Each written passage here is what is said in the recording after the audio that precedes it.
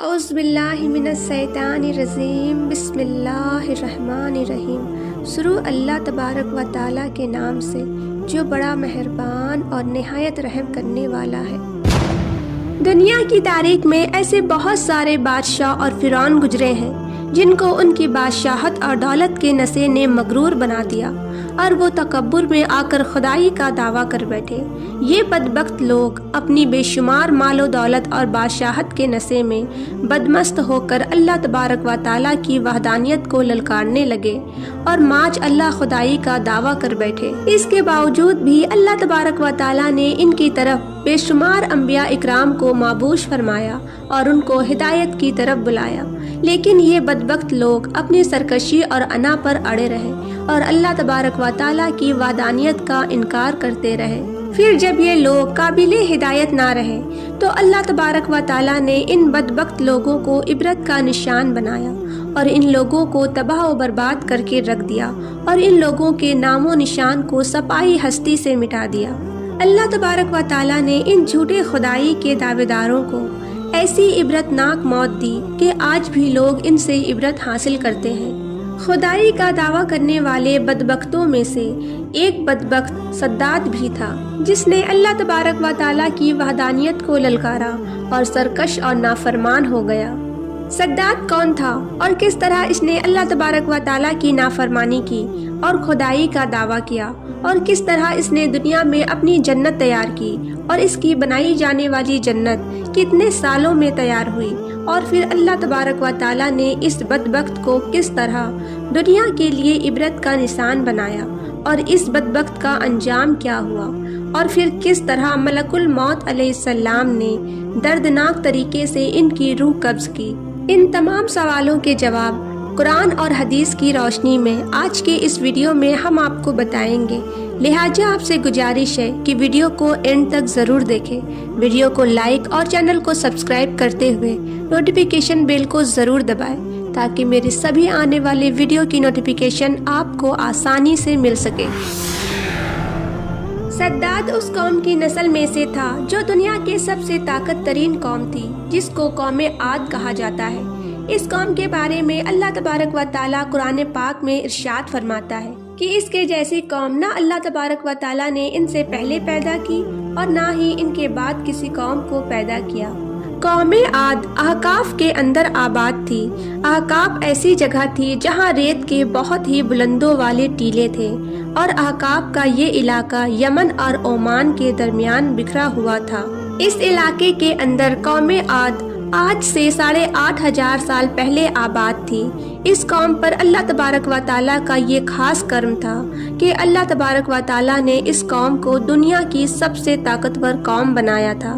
اس کے ساتھ ساتھ اللہ تبارک و تعالیٰ نے اس قوم کو سرسبز و صحتاب باغات اور وافر مقدار میں کھیت عطا فرمائے تھے۔ اس قوم کے پاس بے شمار جانور تھے اور پینے کے لیے میٹھا پانی تھا۔ اس کے علاوہ بھی اللہ تبارک و تعالیٰ نے اس قوم کو بے شمار نعمتوں سے نوازا تھا، چنانچہ اس قدر مال و دولت اور نعمتوں کی فراوانی کی وجہ سے یہ قوم بھٹک گئی اور اللہ تبارک و تعالیٰ کی نافرمان قوم ہو گئی اور یہ باغی ہو گئے۔ ان کی ہدایت کے لیے اللہ تبارک و تعالیٰ نے حضرت ہود علیہ السلام کو ان کی طرف مابوش فرمایا۔ حضرت ہود علیہ السلام اس قوم کو اللہ تبارک و تعالیٰ کے حکم سے تبلیغ کرنے لگے اور اللہ تبارک و تعالیٰ کی وحدانیت کی طرف بلانے لگے، لیکن یہ قوم اپنے کفر شرک سے باز نہ آئی اور حضرت ہود علیہ السلام کا مذاق اڑانے لگی۔ سداد جو کہ اسی قوم کی نسل میں سے تھا وہ اس قوم کا بادشاہ تھا اور یہ 2 بھائی تھے۔ روایت میں آتا ہے کہ ایک کا نام سداد تھا اور ایک کا نام سدید تھا۔ سدید پہلے بادشاہ بنا اور وہ فوت ہو گیا۔ اس کے فوت ہو جانے کے بعد سداد نے حکومت سنبھالی اور اس طرح یہ دنیا کی سب سے طاقتور قوم عاد کا بادشاہ بن گیا۔ سداد ایک وسیع عریض سلطنت کا بادشاہ تھا۔ سداد کی یہ بادشاہت یمن سے لے کر عراق تک اور بعض روایت کے مطابق ایران تک پھیلی ہوئی تھی۔ सद्दात ने अपनी ताकत के जोर पर बड़े बड़े बादशाहों को अपने ज़ह कर लिया था। चुनाचे इस बदबख्त को हज़रत हूद अलैहिस्सलाम ने समझाने की बहुत कोशिश की, लेकिन इसका दिल भी बंद था। चुनाचे जब हज़रत हूद अलैहिस्सलाम ने सद्दात को अल्लाह तबारक व तआला की वहदानियत की तरफ बुलाया और एक खुदा की इबादत करने का हुक्म दिया, तो उस वक्त सद्दात और हज़रत हूद अलैहिस्सलाम के दरमियान में एक ज़बरदस्त मुकालमा हुआ, जिसके नतीजे में सद्दात हज़रत हूद अलैहिस्सलाम से पूछा कि अगर मैं अल्लाह तबारक व तआला पर ईमान ले आऊँ तो मुझे क्या हासिल होगा। तो उस वक्त हज़रत हूद अलैहिस्सलाम ने सद्दात से फरमाया कि तुम पर जन्नत हलाल हो जाएगी। जन्नत का नाम सुनते ही सद्दात हज़रत हूद अलैहिस्सलाम से पूछने लगा कि ये जन्नत क्या है।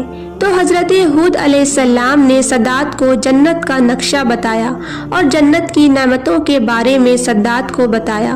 हज़रत हूद अलैहिस्सलाम की ये बात सुनकर सद्दात मुस्कुराने लगा और हज़रत हूद अलैहिस्सलाम को देखकर कहने लगा कि ये कौन सी बड़ी बात है, ऐसी जन्नत तो मैं भी तैयार कर सकता हूँ। हज़रत हूद अलैहिस्सलाम ने सद्दात को उसके इस कुफ्र शिर्क से रोकने की बहुत कोशिश की, लेकिन ये बदबख्त बाज ना आया।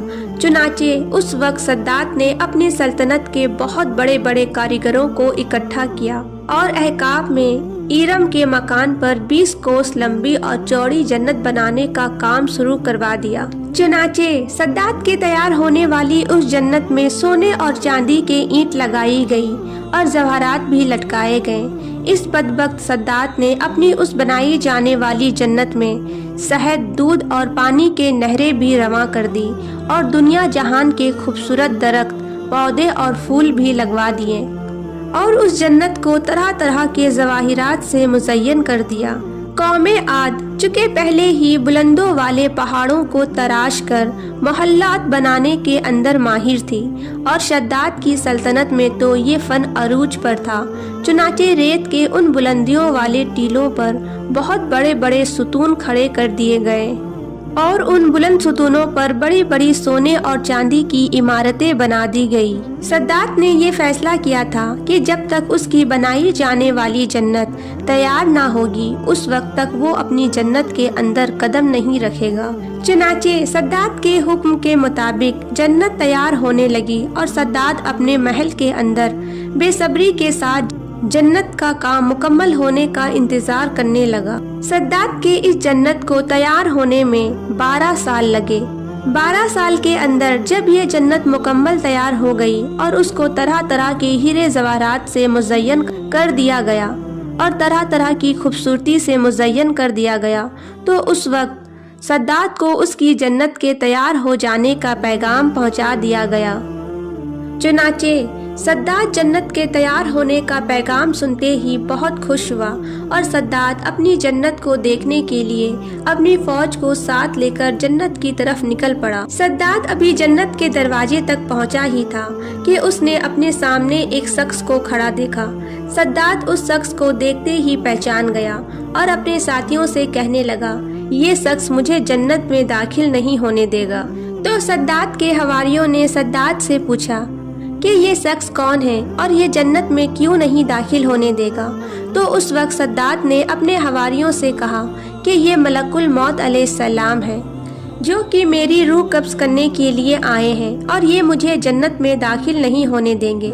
उस वक्त सद्दात बदबख्त मलकुल मौत अलैहिस्सलाम से अर्ज करने लगा कि मुझे सिर्फ अपनी जन्नत में कदम रखने की मोहलत दे दिया जाए। लेकिन अल्लाह तबारक व ताला की तरफ से मुकर्रर फरिश्ते ने जवाब दिया कि मुझे अल्लाह तबारक व ताला की तरफ से हुक्म है कि मैं तुझे तुम्हारी जन्नत के अंदर कदम ना रखने दूं।